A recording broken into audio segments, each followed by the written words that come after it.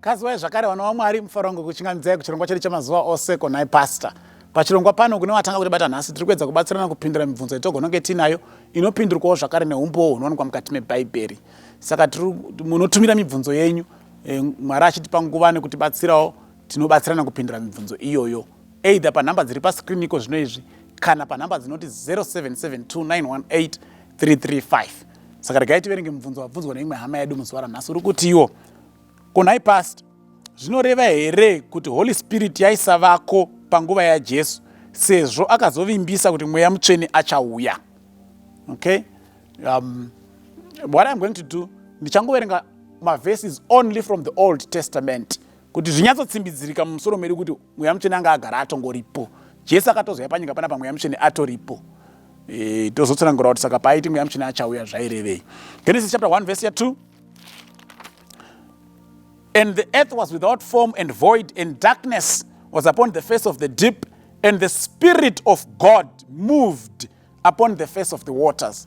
The Holy Spirit was right there from creation. He was already moving on the face of the water on Papanyika Panapa. Genesis chapter 6, verse 3. And the Lord said, My spirit shall not always strive with men, for that he also is flesh, yet his days shall be 120 years. Mweya wangu haucharambi uchinyengetedza munhu nekuti ndewe nyama hake ndakumupa 120 years dzekurarama. So my spirit, that's God's Holy Spirit. Exodus 35 verse 30 and 31. Vakuda kuvaka sanctuary. Vanhu vaunza zvipo kwakudiwa vanovaka, kwasarudzwa vanhu vanovaka. Listen to this. Exodus 35 verse 30. And Moses said to the children of Israel, See, the Lord has called by name Bezalel, the son of Ur, the son of Hur, of the tribe of Judah. And he hath filled him with the Spirit of God, in wisdom, in understanding, and in knowledge, and in all manner of workmanship.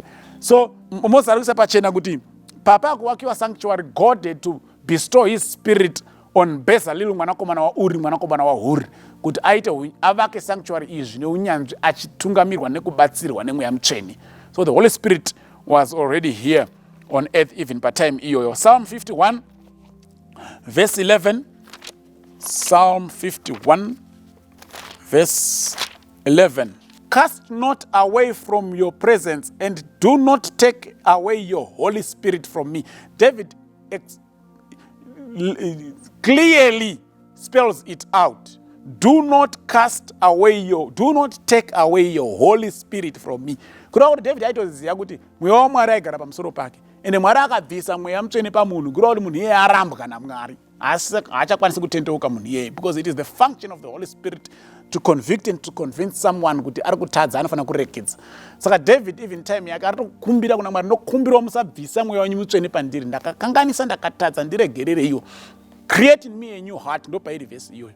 And do not take away your Holy Spirit from me. So the Holy Spirit was already in existence even before Christ had even come on earth. Let me close with 2 Kings. 2 Kings chapter 2. Elisha anzina Elijah chikumbira chaonda chekupedzisira tisati tapatsana. Listen to what Elisha asks for. Verse 9. And it came to pass when they were gone over that Elijah said unto Elisha, Ask what I shall do for thee before I am taken away from thee. And Elisha said, I pray thee, let a double portion of thy spirit be upon me. Saka Elisha aitoziva kuti mweya waMwari uri pamusoro paElijah. Saka paanonzi naElijah chikumbira kekupedzisira chauri ndikuitire ndisati ndaenda, anoti ndokumbirawo a double portion of this Holy Spirit that is upon you. Saka mweya mutsvene akagara angoripo panyika panapa. Jesu Kristu paaitaura nyaya yekuti ndichakutumirai mweya mutsvene kana ndichinge ndaenda, what he simply meant was, inini ndiri panapa mune disadvantage, because kana ndiinemi handigoni kuva nemi panzvimbo yese kwese kwese nguva dzese dzese. But when the Holy Spirit is with you, because nyaya yake Jesu yange zvakanaka kuti ndiende, because kana ndisina kuenda ndoramba ndiinemi and I'm limiting you. But if I go, then the Holy Spirit takes over. Saka apaiti vacuum at any given point in time. If Christ is not with us, the Holy Spirit is with us. If the Holy Spirit is not with us, then Christ is with us. So when Christ was not yet here on earth, the Holy Spirit was on earth. When Christ was going to heaven, the Holy Spirit remained with the disciples, and he is still with us today. simply because Christ is not with us here physically, so is the Holy Spirit with us. Sandoza mashandira zvinotongoita hapana panomboita vacuum yekuti both Christ and the Holy Spirit are not with humanity at each and every any given point in time. It doesn't work that way. Tinodara kuti Mwari atibatsira kana zvisina kujeka semazuva ose, sunungukai kuisa follow up questions, tinobatsirana zvakare. Amen.